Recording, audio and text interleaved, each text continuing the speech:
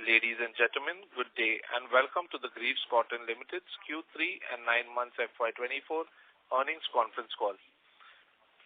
From the management, we have with us Mr. Nagesh Baswanhali, Non-Executive Vice Chairman, GCL, Dr. Arup Basu, Managing Director, GCL, Akila Balachandar, Group CFO, GCL, Sanjay Bail, CEO and ED, GEMPL, Narsimha Jayakumar, CEO, Greaves Retail, Chandrasekhar Tyagaranjan, CFO, GEMPL.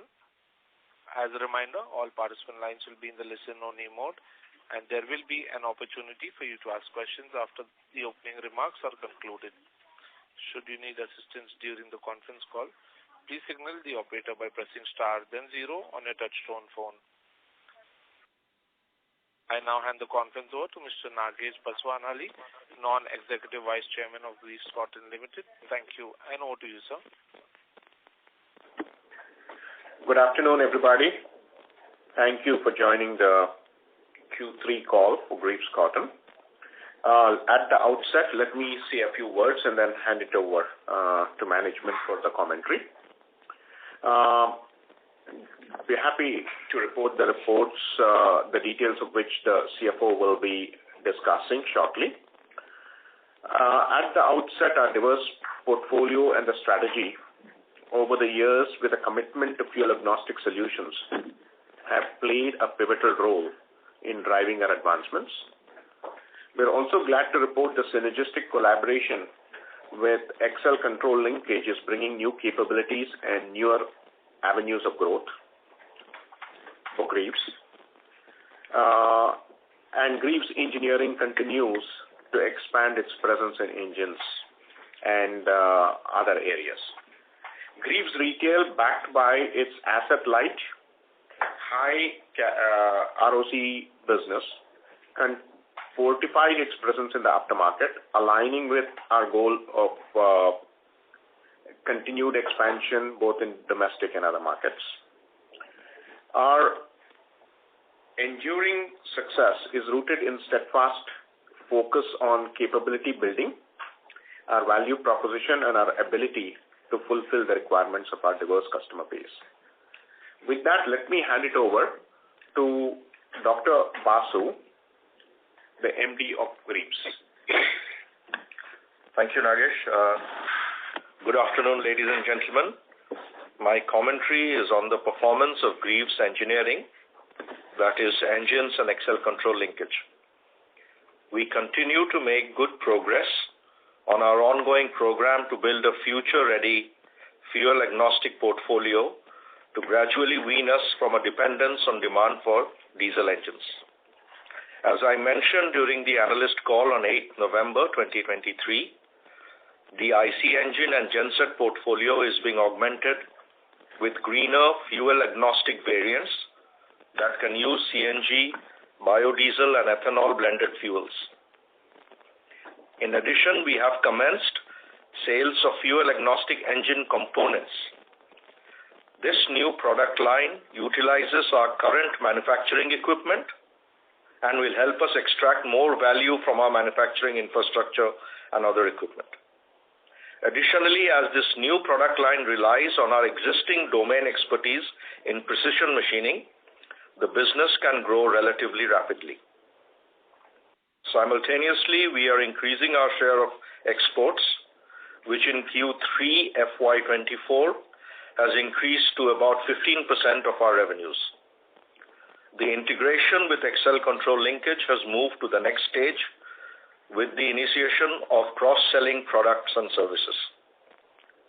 Simultaneously, we are continuing to augment our prevailing domain depth in mechanical engineering with mechatronics and electronics.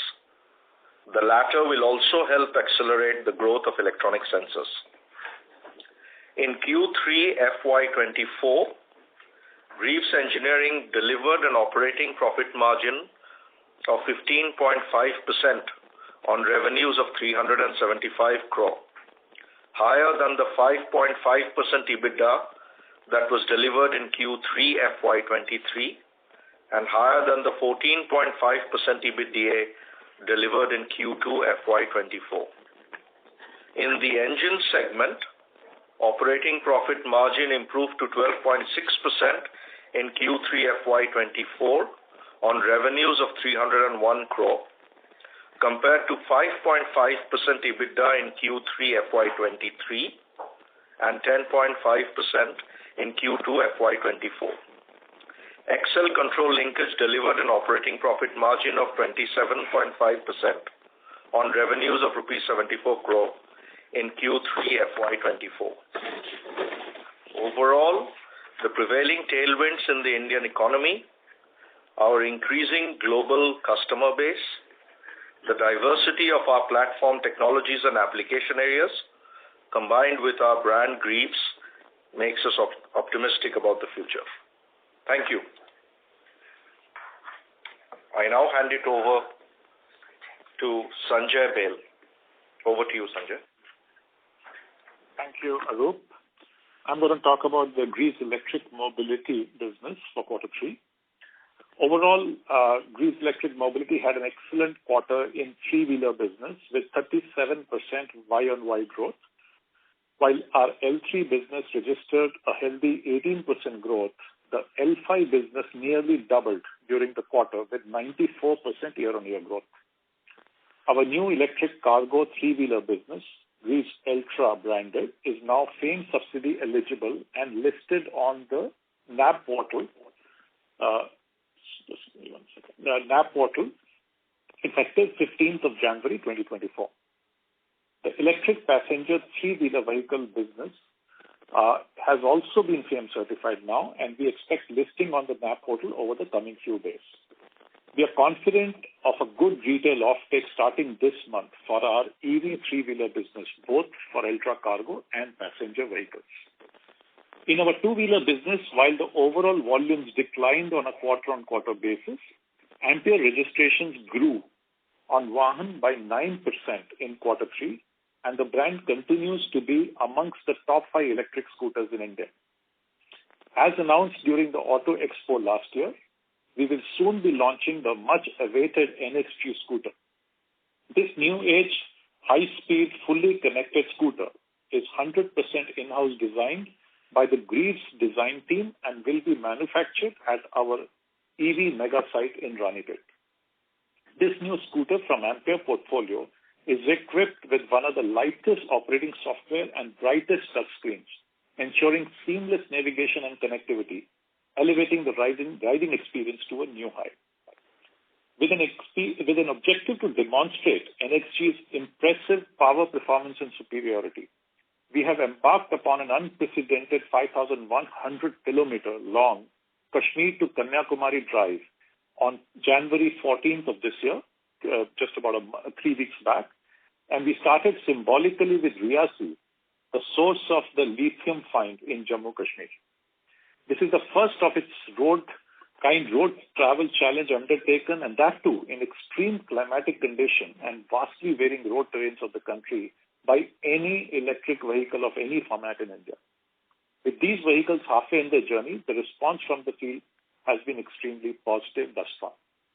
We continue to stay invested in launching new products and variants, and we are hopeful of continuing profitable growth in the coming quarters.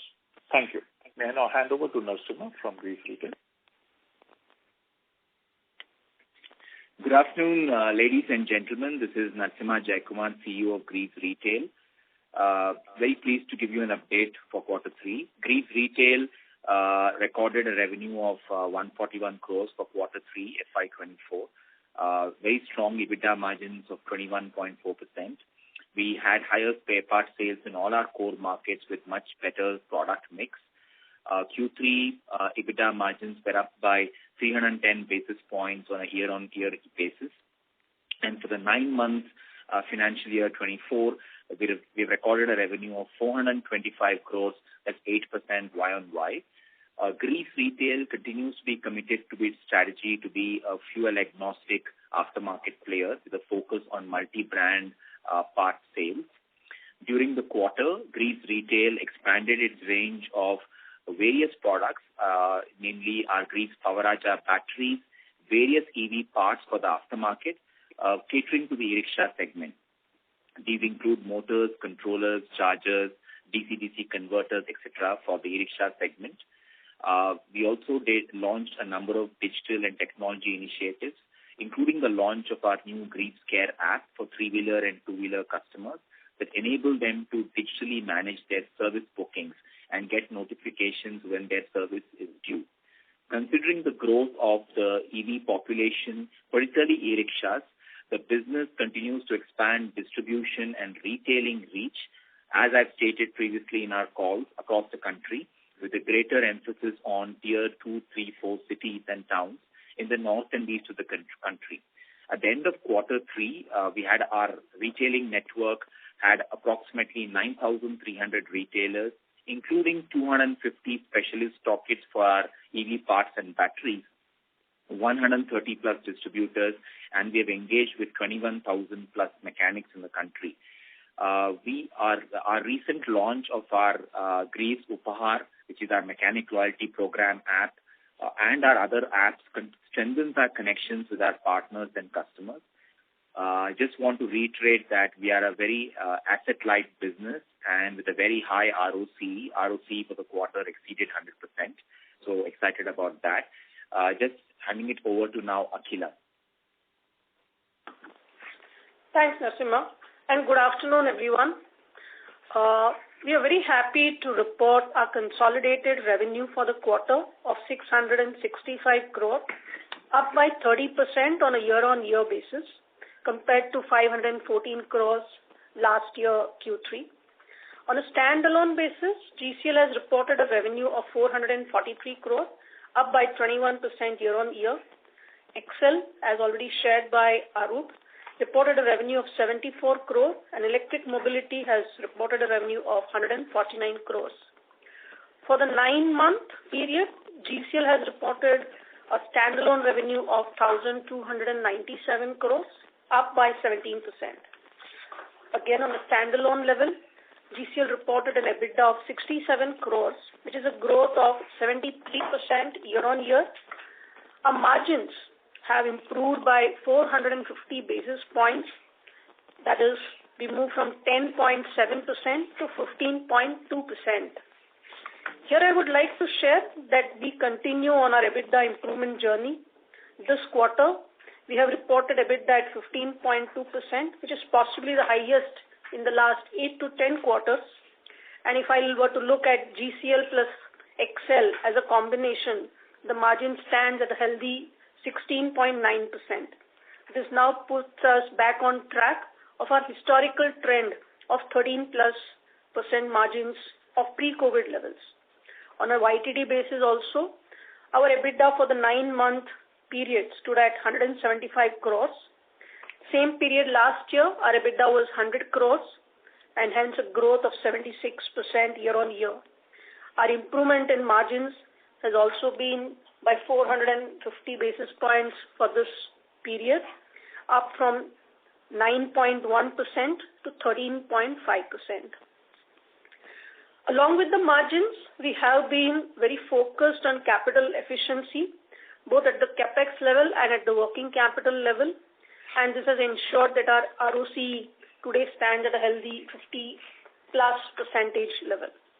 In terms of balance sheet strength, the company continues to be almost at a zero debt level, and we have a consolidated cash position of 600 plus crores, which we can be used for further expansion as we go forward. Looking forward, we remain steadfast in our commitment to our growth strategy. We are also confident that our strong foundation and unwavering commitment to excellence will sustain our success in the forthcoming quarters and the exciting opportunities the future holds. One area that we had seen a lot of pressure in the early part of last year was the overall commodity cycle, and that led to increase in the raw material cost for some of our product segments. I'm happy to note that the commodity cycle softening is having a positive impact, and as we go forward, we're expecting the raw material prices and raw material cost as a percentage of revenue to remain stable in the coming quarters. I would just like to take a step back. We did receive a number of questions over the last quarter regarding FAME subsidy. and I would like to point out to the note number 6 in our consolidated financials, and would like to share again that Jempel has submitted its response to the notice that it received from MHI within the prescribed timelines. The management has complied with the scheme, duly considering and supported by legal advice. However, keeping in mind the interest of the consumers and without accepting any of the allegations, contentions or statements in the notice, and without any prejudice, Jempel on October 27, 2023, offered to amicably resolve and put a quietus to the matter, refunded an amount of 140 crores towards the subsidy reimbursed by the MHI to date, which is 124.9 crore and an interest of 15.1 crore. The amount refunded and the subsidy receivable of rupees 337.3 crores net of provisions have been fully provided for as an exceptional item in the statement during the second quarter of the financial year. With this, there is no further liability which rests on the company regarding this matter. Again, this is was explained in the last quarter, but given number of questions, I am just re-clarifying the entire position. With this, I now open the floor for any Q&A. Thank you. Thank you very much. We will now begin the question and answer session. Anyone who wishes to ask a question may press star and 1 on their touchtone telephone. If you wish to withdraw yourself from the question queue, you may press star and 2. Participants are requested to use handsets while asking a question. Ladies and gentlemen, we will wait for a moment while the question queue assembles.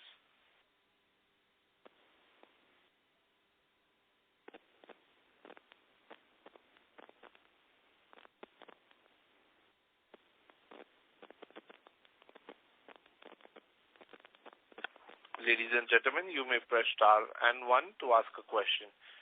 The first question is from the line of Amyn Pirani from JP Morgan. Please go ahead. Yes, hi. Thanks for the opportunity. My first question is on the EV business as well as more specifically on the EV two-wheelers. You mentioned that, you are, going to be soon launching the NXG, which was shown at the last Auto Expo. I just wanted to, get a sense from you in terms of how we should think about pricing, given that a lot of the startups as well as legacy companies have launched lower priced products.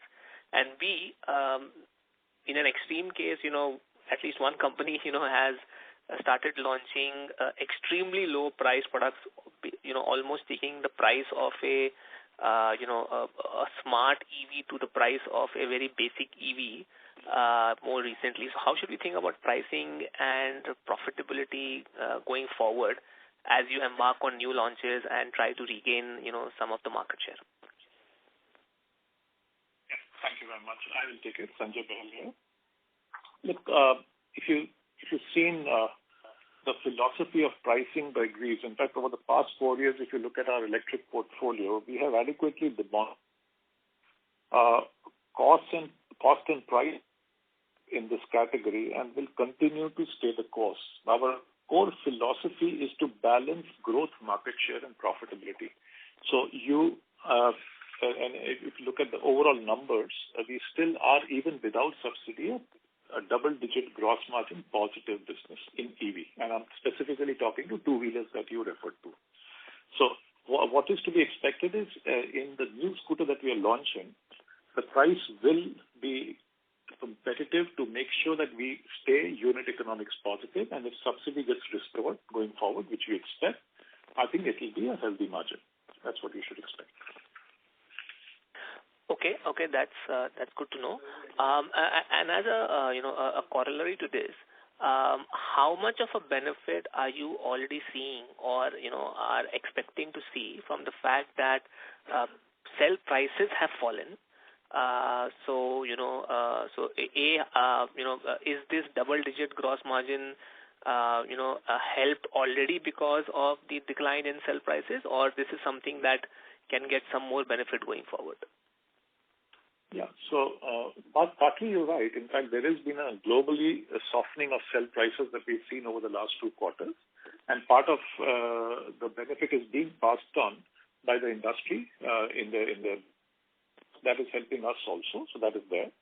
And we expect that with the overall scale going up in electric vehicle industry across all the formats there, we expect the cell prices to continue to stay where they are. And if that happens, or continue to come down slightly, and if that happens, you will find us also becoming more price competitive and margin healthy as we go forward. That's right. Great. Thanks a lot. I'll come back in the queue. Okay. Thank you. A reminder to all participants, you may press star and 1 to ask a question. Ladies and gentlemen, to ask a question, you may press star and 1 on a touch-tone telephone.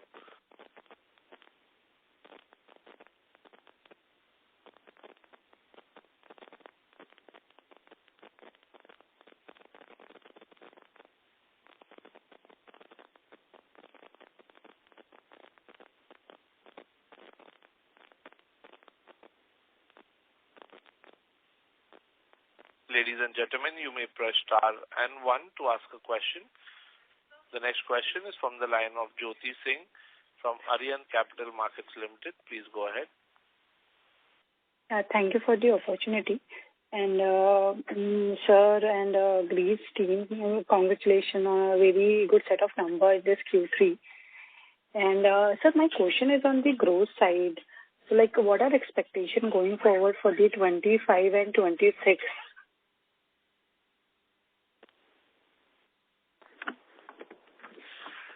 Jyoti, can you repeat the question, please? Yeah, ma'am, my question is on the growth side. What are expectations on the top line side going forward? Oh, you're talking of the future? Yes. So, Jyoti, we will not be, as a policy, the company has not been giving any forward guidance, and that is the policy that we continue to have. But if you have been, you've been tracking us for the past so many quarters, there has been a transformation journey which is now in play for more than 7 to 8 quarters, and whatever has been talked about and committed by the management is a lot of things work in progress, and a lot of things are continuing now to play out. So that is what I would be able to share about it. Yes, ma'am. Ma'am, also it will be very helpful if you can guide us, segment-wise, like which segment we are seeing more traction. That will also helpful for us. When you say segment, would it be retail and engines business, or is there anything else that you're looking forward? Yes, ma'am, retail and engine business. Sure. So if you were to look at both the business performance over the last this quarter as well as a journey over the last 7-8 quarters, let me just go back in time a bit, where the Greaves engines business, if I were to take Q3 FY20, Q1 FY23, and therefore 7 quarters, we've really moved from 253 crores on a quarterly run rate to now 300 plus crores. And an EBITDA improving from 2.9% margin to 12.6%. On the Greaves retail, we moved the needle from 121 crores to 141 crores, and the margin improvement has been significant from 16.5% to 21.4%. On a quarter-on-quarter basis, we have done growth of approximately 21% compared to same period last year, and at a Greaves cotton level. And this has been the journey of the company. Given that we acquired Excel in May of 2023, this also now has been additive to our overall business performance.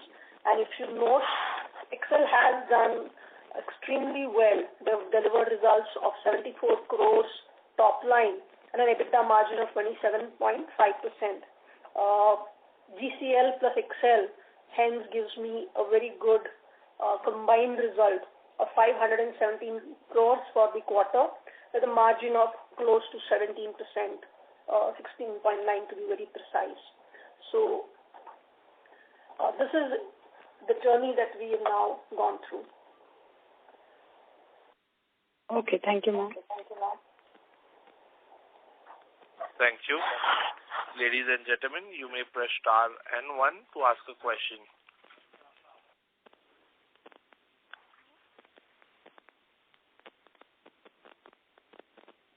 A reminder to all participants, you may press star and 1 to ask a question.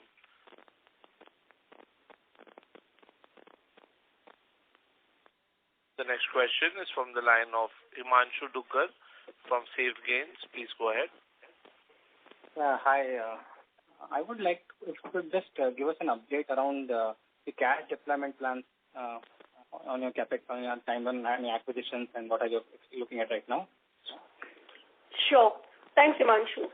So, Himanshu, as you are aware, we currently have close to 400 crore plus of cash at a standalone level and close to 600 crore plus at the consolidated level, which means our subsidiary, Greaves Electric Mobility, has 200 crores approximately of cash on their books. Both these companies have very strong capex plans going forward. Greaves Cotton, our capex plan is approximately 100 crore for this year, and Greaves Electric Mobility has got its own plans of another 100 crores capex in the current year. All these investments are towards development of newer technologies and improving the existing product portfolio. This is core to the business, and that is where we are currently investing. Apart from that, we are also actively looking for opportunities where we can acquire stakes in businesses which will be additive to our core businesses, which is both the engines, retails, and electric mobility businesses. So we do have enough, strength in our balance sheet today to do some really good acquisitions. I hope that answers your question. Just a follow-up on that, especially on the electric side, what is the current capacity levels and utilizations? And in this new capex, are you looking at design-related capex, or is it again going to be towards some amount of capacity?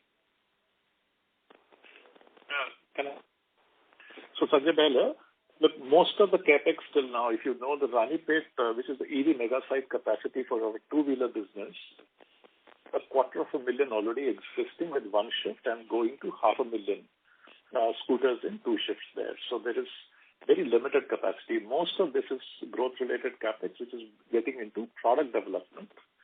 That's really the number one, and capacity is minimal in the current financial year. We already have adequate capacity. Both are two and three-wheeler businesses. Sorry, I'm not able to follow. This 100 crore that you're planning to spend in the coming year, what are you... Most of it is on product development. Capacity is limited because both our two and three-wheeler businesses have adequate capacity and headspace for continued growth for some time to come. Okay. Any insights on your product pipeline in terms of what are the kind of products that you're planning to launch or some other gaps in your product portfolio? Because I understand, given the recent launches also, you're kind of covering most of the gaps, different types available. So what else do you think is pending, or where else do you want to introduce more products? So in the electric mobility side, one segment where we wanted to represent, and that's what I talked about in my opening commentary also, was the high-speed, fully connected IoT segment there. And that's getting filled up with the impending launch of NXG as it gets into the launch sometime in the first half of this year. So that is the one that is getting filled up in electric two-wheeler. That will make Greaves Electric Mobility a strong player across all the three segments in slow speed with Rio, which we launched last quarter. City speed, we have anyway been very strong leading position there with Magnus EX. And coming to high speed, one with Primus that we launched and now getting completed with NXG, we would have a representation across all the four segments. On the three-wheeler side, one segment where we have not been represented is the electric three-wheeler L5 format, and that we launched an electric cargo last month, and passenger we should be launching anytime over the course of this quarter itself. So that fills the electric three-wheeler, both cargo and passenger segments. So that will now give us, if you look at Greaves Electric Mobility, a full representation across all the customer segments in both two and three-wheelers, and both for B2C and B2B play. Got it. Thanks for that elaborate explanation. Just one last question on the electric mobility side. Now that, the same thing is kind of getting settled, and are you looking at some aggressiveness towards your campaigning or the marketing, or, some changing in the model? What are you kind of, trying to gain market share here? What else are you working on?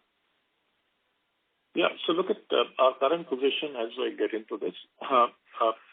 Three basic facts and three initiatives, if you see. The three basic facts are that even without subsidy now running for 8 months in a row, Greaves Electric Mobility continues to be amongst the top 5 electric scooters in the country in terms of its market share. Look at our YTD market share, it's close to about 7%. I'm talking about YTD as in now. Yeah, it's close to about 7%. Right. And that's and then we can with subsidy getting restored, hopefully it has enough resilience, because subsidy will be to the tune of about, and added 15% does make us more competitive in our product price proposition in the market. So that would be one key thing, and specifically to your question about regaining market share. So that gives us resilience in the market there. Added to that, there are both initiatives on products. One, new variants are being launched, and second, new products are being launched. One variant that has just got into the market is a variant of Magnus, our flagship product, Magnus EX. That's Magnus LT, which is still in the city speak segment, but it attracts a different kind of a customer. And the second one, which is a new product and will attract a new customer segment altogether, is the launch of NXG, which is a high-speed scooter. So these are some of the things specifically in two-wheelers. If you see, these are the products that we're launching, and I already talked about three-wheeler fully fulfilling the product. In addition to that, I think there is, and the point that you made on additional marketing spends and all that, I think we will continue to stay extremely capital efficient in our marketing right now, given that it's still a nascent category with low penetration. So we will be a lot more digital and direct marketing focused, and we will evaluate from quarter to quarter as to when is the time to go and really start increasing our marketing dollars. So, but the ROI in terms of marketing will remain very, very high priority for the company. Thank you. Sorry to interrupt, Mr. Duggal. May we request you to rejoin the question queue for follow-up questions. Thank you. Ladies and gentlemen, in order to ensure that the management is able to address questions from all participants in the conference, please limit your questions to one or two per participant. If you have a follow-up question, we would request you to rejoin the queue. Thank you. Our next question is from the line of Rishikesh from Robo Capital. Please go ahead. Hi. Thank you for the opportunity. So my question is with respect to our EV two-wheelers and three-wheeler volume. So how do you see the volume growth going ahead from Q4 onwards and for coming 1 or 2 years for both two-wheelers as well as three-wheelers? Again, I think it's a question about forward guidance, both in terms of market and specific portfolio. And as I clarified, we don't have a policy. As per our policy, we will not be able to give you forward guidance. But I think the current trends are indicative enough. Has, as you've seen, in two-wheelers slowed down a little from the earlier kind of accelerated growth gradient, but we expect this continued kind of a growth there. And in three-wheelers, you've already seen that market is at about pre-COVID levels. And from here on, I think we will have to see as to how, depending on many other variables which are yet unknown, like incentive schemes and government things and PLIs, how they play out. So we are in no position to give any speculative forward guidance on this. Okay, but I think if I have to see quarter on quarter, both two-wheeler as well as three-wheeler numbers, the growth they have dipped the numbers. So how do you see them going ahead? Do we see them bouncing back to our previous numbers from next quarter onwards, or from coming few quarters? Can you please indicate? Again, it's a forward guidance in a way. Yeah, in a different way, you're asking the same question there. I do see the numbers that you're talking about, which is that in the three-wheeler segment, you're seeing plateauing of numbers. Both in L3, actually, there has been a decline quarter-on-quarter. I'm talking about the industry numbers. And in L5, again, there is a very marginal low single-digit growth that you've seen in quarter 3. So that's the current trend there. Yeah, if you look at the January numbers, they are no better. It's pretty much a flattish kind of a trend. So at best, the published numbers are January, which I can talk about. And even in two-wheelers, the market has been pretty flattish. If you see the January number, if you look at the trending, the MRR, converting into QRR, then January is about 81,000 registrations in electric two-wheelers, which is almost equal to the 240-odd trend that we've seen in quarter 3. So the published number is the best guidance I have at this stage. Okay, got it. No problem. Thank you.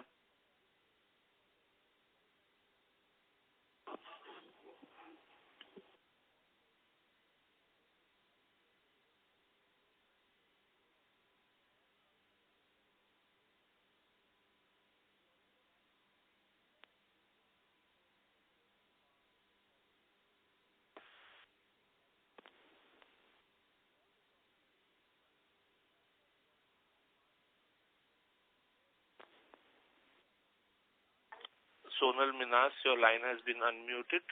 Please go ahead with your question. Hi, this is Sonal Minas. I hope I'm audible. There was some problem in the line earlier. So your line is not clear. May I request you to use your handset, please? Is it better now? Yes, sir. Please go ahead. Okay. Sir, I had a question on the e-mobility business. Given the EBITDA loss and the cash burn in this business, hoping it's going to improve from here on. But from a financial prudence perspective, and maybe some internal workings, I am presuming so, like what is the level to which this business can bear the losses given the cash balance? And from a timeline perspective, what is it that you are near-term milestones you want to have for this business to break even and cut the EBITDA losses? Yeah, so this is again a very strategic kind of a question in terms of, look, the first thing is to, with subsidy getting restored going forward, we need to start showing resilience in our market share. That's going to be the first metric that the management team will look at as to how can we come back and start showing a rebound back into market share. And as I had mentioned in the earlier answer, that we still continue to be having a strong position in overall electric scooter segment with good traction for our products. So that would be the first matrix there. Second is going to be some of these new products that we are launching. We'll have to have that matrix in terms of looking at how they can contribute. And given that they will be addressing largely a new customer segment, that's going to be a delta on top of the existing rebound that we are likely to see going forward. So that's going to be a delta sitting on top of it. And all this with a double-digit gross margin and good contribution, healthy contribution margin, even without subsidy today, is only going to add up and show a road to profitability specifically that you are mentioning about. So I think these are the two initiatives that are currently there. Beyond that, there is a strong improvement in our overall cost position over the last 3 quarters, and that will continue to keep adding fuel to the entire profitability roadmap. So I would just leave it at that at this stage. I understand that, sir. That's it from my side. Thank you. Thank you. Our next question is from the line of Kapil Agarwal from Daksh and Associates. Before you go ahead with your question, sir, a reminder to all participants, you may press star and 1 to ask a question. Please go ahead. Yeah, thanks for providing the opportunity. I just want to know what is the status of FAME subsidy for Ampere, number 1. And number 2, what kind of response we are getting? Use your handset, please. Sorry to interrupt you. Your voice is muffled, sir. Yeah. Now can you hear me? Yes. Okay, go ahead. Yeah. So my first question is, what is the status of FAME subsidy for Ampere? And the second question regarding what kind of response we are getting from that Nepal market in terms of volume and pricing, all that. Okay. So to the first question, and as you heard Athila clarify in the subsidy clarification that he gave, we refunded the subsidy amount to MHI on 27th of October. Ampere products were taken up by the authorized testing agency immediately after that for FAME scheme recertification. And our flagship scooter, Magnus EX, has already been recertified for FAME 2 eligibility in December month. And now we are expecting other models to get certified soon. We are awaiting the MHI's approval at this stage to be regularized on the FAME scheme soon. And this will happen by actual activation of the electric two-wheeler products on the NAP portal. So that's the status, the number one answer to your number one question. To your number two question on Nepal, we have sent 80 Primus vehicles in the last quarter to Nepal. And that's the one partner dealer that we have, one of the largest firms in Kathmandu. And we've already started retailing the scooters there. About 20 of them have already got retailed out in the last about 4 to 6 weeks that the scooter has hit the shores of Nepal there. And we expect this to continue growing as we go forward. The pricing is extremely competitive. In fact, it's the same pricing converted for Nepal currency that is equivalent in India. Okay, so approximately by when we can say that our FAME subsidy will be, we can say, started for our two-wheelers? Any timeline or any, if you can, no. We're in no position to give a timeline. We are just, as I told you, we await MHI's approval. So, but we are not in a position to give any timeline today. Okay. And any other plan for, we can say, any other overseas market to tap any other overseas market in near future like that? No, at this point of time, we are in talks with some markets there, but at this point of time, nothing firm for me to commit at this stage. Okay. Thank you. Thank you. Our next question is from the line of Anubhav from Prescient Capital. Please go ahead. Am I audible? Yes, sir. Please go ahead. Sir, are there any fundraise plans for GMPL in the recent future, given cash has gone lower and it's still a loss-making business in the foreseeable future? So, are there any near-term fundraise plans, or are we even considering sort of an IPO for this year? Thanks for the question. Akhila here, let me take this one. So Greaves Electric is obviously here for the long haul. They are currently in the process of developing various new products, both in the two-wheeler and three-wheeler category. And the management and the board, essentially the board will take an appropriate decision as and when required. I hope that answers the question. Just as a follow-up, do you see enough runway given the cash on books and given product development spending and all, and given the losses, do you see enough runway for the cash on books? As of now, we do have sufficient runway, and the board is actively seized of this matter and will take an appropriate decision. Good. And did we apply for the PLI scheme for the EV business?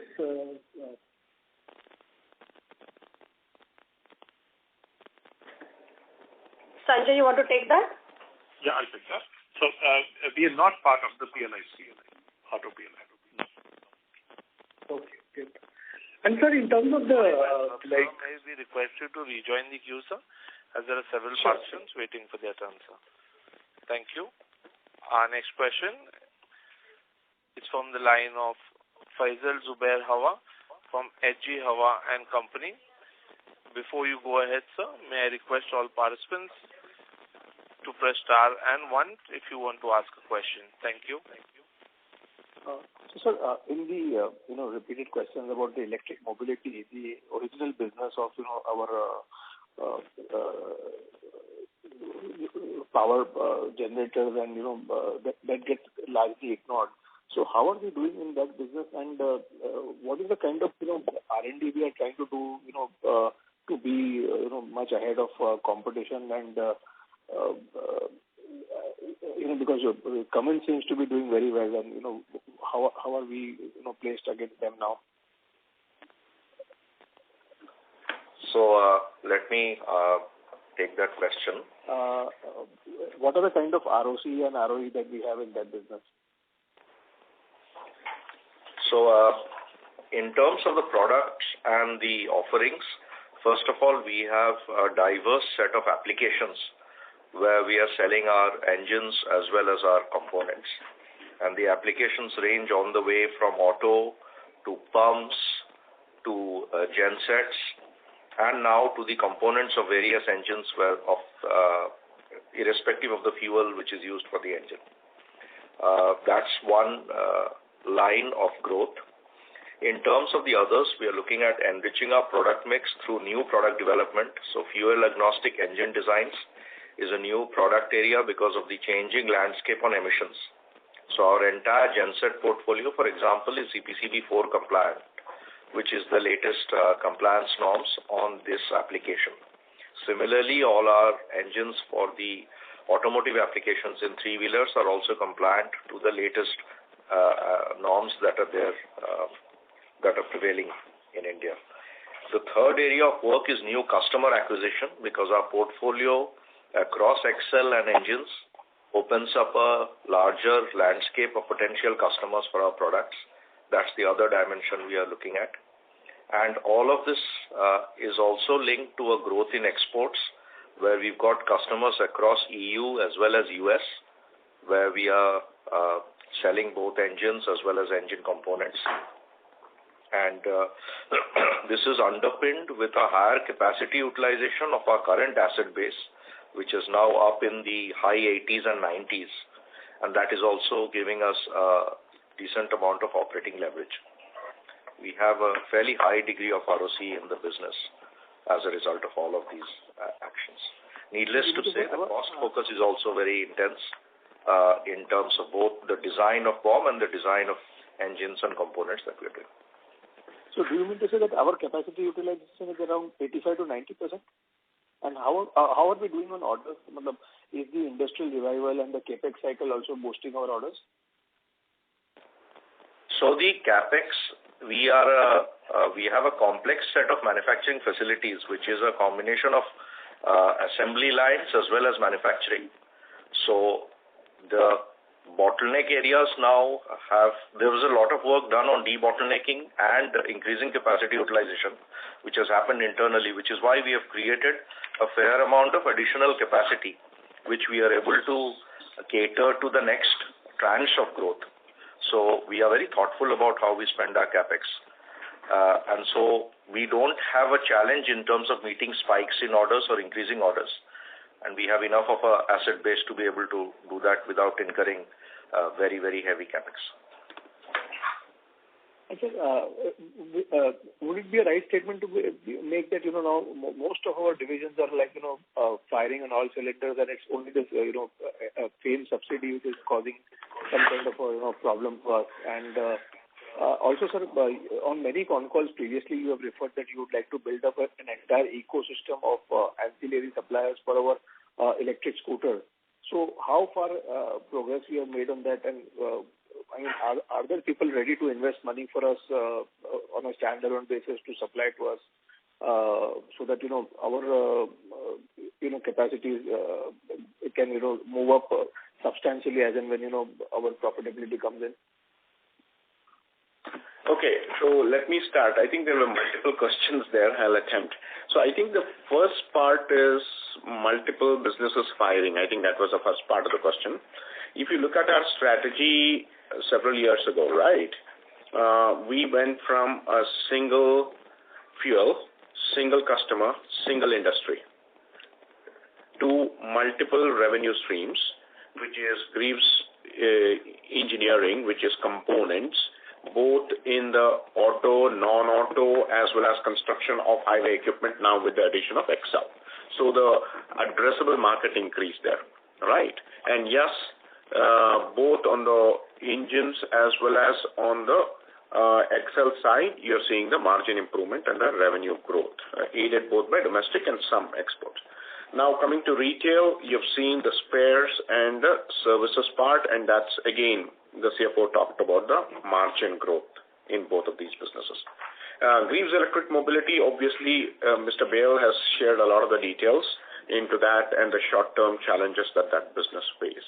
So clearly the businesses have moved from a single business, single fuel, to multiple businesses, multiple revenue streams, and both between B2B and B2C, thus moving towards a strategic focus of getting closer to the consumer, doing both B2B plus B2C, and leveraging life cycle value extraction over the value chain. And I think that's kind of what you're beginning to see, which is part of your next question, which is the ecosystem effects.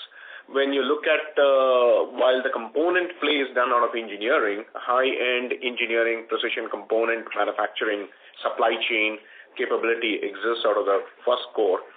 Retail is the post-purchase solutions, which has the spares, the service, the aftermarket sales. In between, of course, you sell the vehicles through electric mobility. Then, of course, we have two small enabler businesses, the Greaves Finance, which enables the financing of EVs, and technologies which helps develop advanced technologies into some of these engineering divisions. So when you look at it, aided by the 20,000 odd mechanics, 10,000 odd retailers, pan-India presence, and growing capability between mechanical to mechatronics to electronics to sensors, that capability expansion, we are moving from an industry which is a metal bashing industry to over to a lot of the mechatronics and then the software part. So I think that skill set addition is also happening as part of this transition. So I think that's kind of what you're seeing. Hopefully that shows why it's multiple revenue stream, it's diversified across fuels, across industries, across geographies. Hopefully that addresses your question. Thank you. Ladies and gentlemen, that was the last question for today. I now hand the conference over to the management for closing comments. Thank you all for joining. Much appreciate you taking the time this afternoon. Obviously, our management will be available for answering any questions offline through our respective coordinators. Thank you so much. Have a great day. Thank you. On behalf of Greaves Cotton Limited, that concludes this conference. Thank you for joining us, and you may now disconnect your lines.